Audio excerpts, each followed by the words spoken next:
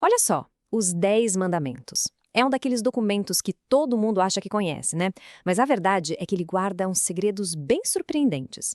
E hoje a gente vai decifrar um código que transforma essa lista de regras, que parece tão antiga, em algo muito, mas muito mais poderoso e relevante para os dias de hoje. Então, vamos lá. A pergunta é essa: e se os 10 mandamentos não fossem só uma lista de regras, mas sim um antigo tratado político? Pensa nisso.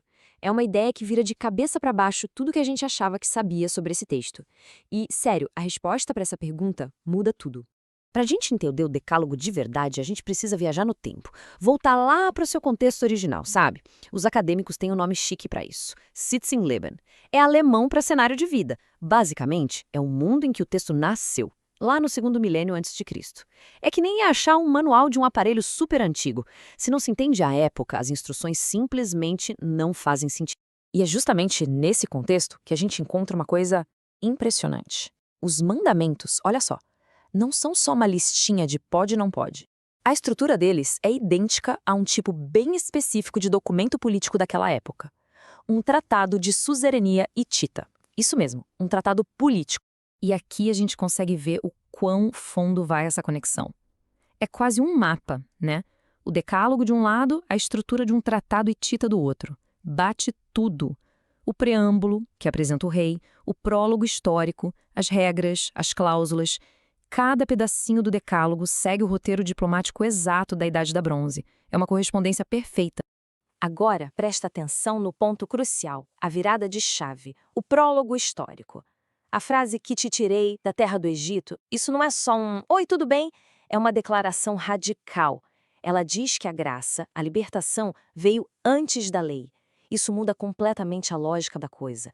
A obediência não é para conquistar a liberdade. É uma resposta, uma gratidão por uma liberdade que já foi dada. É uma inversão total de perspectiva. E essa estrutura também faz o decálogo ser bem diferente de outros códigos da antiguidade, tipo o de Hammurabi. Sabe aquelas leis, se acontecer X, então a punição é Y? O decálogo não é assim. Ele usa comandos absolutos, universais. Não matarás. Ponto. Não é um manual de tribunal, é uma declaração de princípios morais que valem sempre, em qualquer situação. Ok, com essa base, entendendo que é um tratado, vamos trazer isso para o nosso mundo. Como é que esse código antigo conversa com a vida moderna? A gente pode pensar nisso em dois eixos, duas direções. Uma é a vertical, nossa relação com o divino, com o absoluto. A outra é a horizontal, nossa relação uns com os outros, com a sociedade. E a coisa já começa a ficar complexa de um jeito que a gente nem imagina. Por exemplo, nem todo mundo conta os 10 mandamentos do mesmo jeito, sabia? Pois é. Para a tradição judaica, a primeira palavra, o primeiro mandamento, é a própria declaração: Eu sou o Senhor teu Deus. Já na tradição católica, o último mandamento, sobre a cobiça, é quebrado em dois. Isso já mostra de cara que não é só sobre uma lista de regras, mas sobre como cada tradição interpreta a relação com o divino. Falando do eixo vertical, vamos pegar a proibição de fazer ídolos. Hoje, como a gente pode ler isso? Bom, pensa no narcisismo moderno. Pensa nas redes sociais. A gente não esculpe mais estátuas de pedra, mas a gente esculpe avatares digitais perfeitos. Criamos uma imagem de escultura de nós mesmos, idealizada, e oferecemos para adoração pública em troca de likes e engajamento. É a idolatria do eu.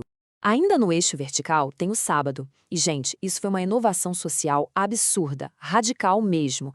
Pela primeira vez na história registrada, o descanso se tornou um direito garantido. E não só para a elite, não. Era para todo mundo, servos, estrangeiros, até os animais. Era uma lei de igualdade social completamente revolucionária para a época. E aí a gente pula para hoje. O filósofo Byung-Chul Han fala que a gente vive numa sociedade do cansaço, onde a gente se explora até não poder mais, sempre em busca de mais desempenho. Nesse cenário, a ideia do sábado, do descanso obrigatório, ressurge como um ato de resistência, sabe? É dizer não para essa cultura do burnout que funciona 24 horas por dia, 7 dias por semana. É um lembrete radical de que nosso valor como pessoa não está na nossa produtividade. Agora vamos para o eixo horizontal, a relação entre as pessoas. Começando com o famoso não matarás. Em hebraico, a palavra é lo tirtzar, que é mais específico. Proíbe a tomada injusta da vida inocente. E esse comando, claro, está no epicentro dos debates de bioética mais quentes que a gente tem hoje, do começo ao fim da vida. E o mais interessante é que esse único comando pode levar a conclusões totalmente diferentes, dependendo da interpretação. Por exemplo, num debate sobre pesquisa com células-tronco. A visão católica, que entende que a vida começa na concepção, vai proteger o embrião a todo custo. Já a tradição judaica tem o princípio do pikuar nefesh, que diz que salvar uma vida em perigo é a prioridade máxima. Isso pode levar a priorizar a vida da mãe ou a busca por curas que salvariam outras pessoas, o que poderia permitir a pesquisa. Vê como a mesma raiz gera visões opostas? Seguindo no eixo horizontal, não furtarás. Antigamente, era simples, não pegar o que não é seu. Mas hoje, o conceito de roubo se expandiu. A gente está falando de propriedade intelectual, de arquivos digitais, de pirataria. Isso abriu um campo de debate ético completamente novo e super complexo. E a doutrina social católica, por exemplo, tem uma visão bem forte sobre isso. Ela enquadra a pirataria digital como uma forma de reter o salário de um trabalhador, o que é chamado de pecado que clama aos céus. A lógica é que privar um artista, um escritor, um programador do pagamento justo pelo seu trabalho é sim uma violação moderna desse mandamento. Copiar pode não ser o mesmo que tirar algo físico da mão de alguém, mas é reter o que é devido a essa pessoa. Vamos para outro. Não darás falso testemunho. Isso nasceu como uma regra super prática para proteger gente inocente num tribunal. Mas hoje, caramba, hoje isso se tornou a base de toda a ética da comunicação na era das fake news e principalmente dos deepfakes movidos por inteligência artificial. Porque o perigo dos deepfakes não é só a mentira em si. O problema é muito maior. É a corrosão do que os romanos chamavam de fides. É a confiança social básica, a presunção de que o que a gente vê e ouve é verdade. Quando essa confiança acaba, quando já não se pode mais acreditar nos próprios olhos, a democracia, a justiça, a própria sociedade, tudo começa a desmoronar.